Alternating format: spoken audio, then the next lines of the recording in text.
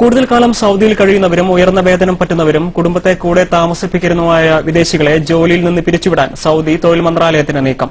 ഇത് സംബന്ധിച്ച നിയമത്തിന്റെ കരട് തയ്യാറായി. 6000 റിയാലിൽ കൂടുതൽ ശമ്പളം പറ്റുന്ന വിദേശികളെ ജോലിയിൽ നിന്ന് പിരിച്ചുവിടും. 6000 റിയാലിൽ കൂടുതൽ ശമ്പളം വാങ്ങുന്ന വിദേശികളുടെ സ്ഥാനത്ത് പരമാവധി സ്വദേശികളെ നിയമിക്കുമെന്ന് സൌദി തൊഴിൽ മന്ത്രാലയം വ്യക്തമാക്കി. വിദേശികൾ ജോലി ചെയ്യുന്ന ഉയർന്ന ശമ്പളമുള്ള പല തസ്തികകളും സ്വദേശികൾക്ക് അനുയോജ്യമാണെന്നാണ് പഠന report.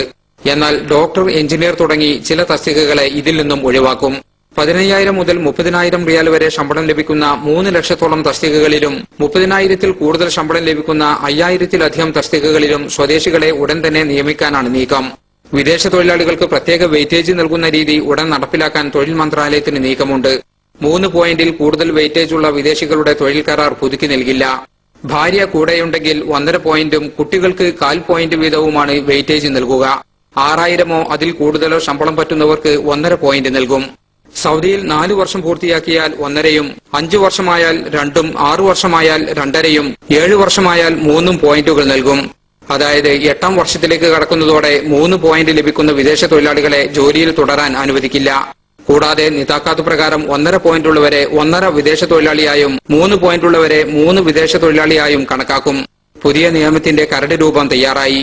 Jaleel Kannamangalam, Asianet news, Jeddah.